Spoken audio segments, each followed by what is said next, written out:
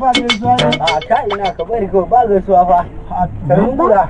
Me faru? Ka zo mu gaisa mana, za ka wuce babu gaisuwa. A kai ni yanzu ai na daina zaman majalisa ai.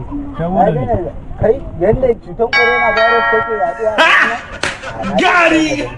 Da kasar waje take me ya kata Najeriya? To ai ne. Ai in faɗa ma yanzu saboda corona virus. Babu Najeriya a kasa gaba daya an hana duk wani taro. A ta daukan sabbin ma'aikata an hana. Makarantu ma duk kulle su zai.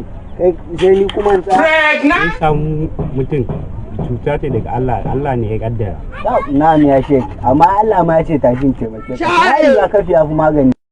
Shugaban matsora. Ni wani faɗa muku ba daga yau ba ni ba zama ba taron da ma zan sake zuwa. Kun gani yanzu gida an tafi kun ga tafi. Ka kanka wallahi.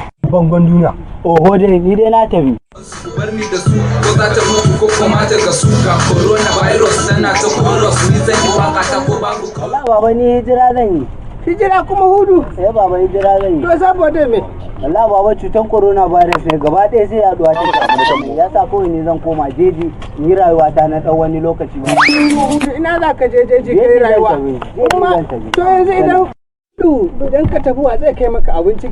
A baba ana ta raimawa yake ta abinci yanzu. Ana ta lafiyawa yake ta abinci. Ana ta kaiwa yake ta kaya. Ni ko yanzu kaga ni na tafi kaza ina cewa ni na hijira. To amma hudu idan coronavirus bata kai ka ba ai yunwa ta kai ka. To baba ni dai na tafi ba. Yaran zamani Allah ya ne saboda ba su da kuɗi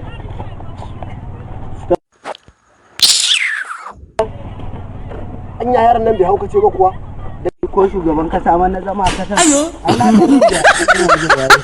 huta bismillah ko shugaban kasa na zama ai na dan rage ko kuma ta ga su ga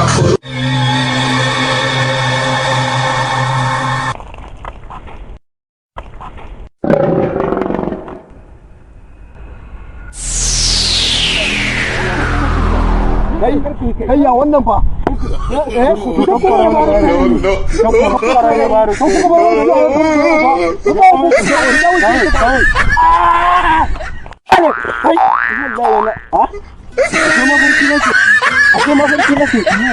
na ba sai hijira ma gida zan koma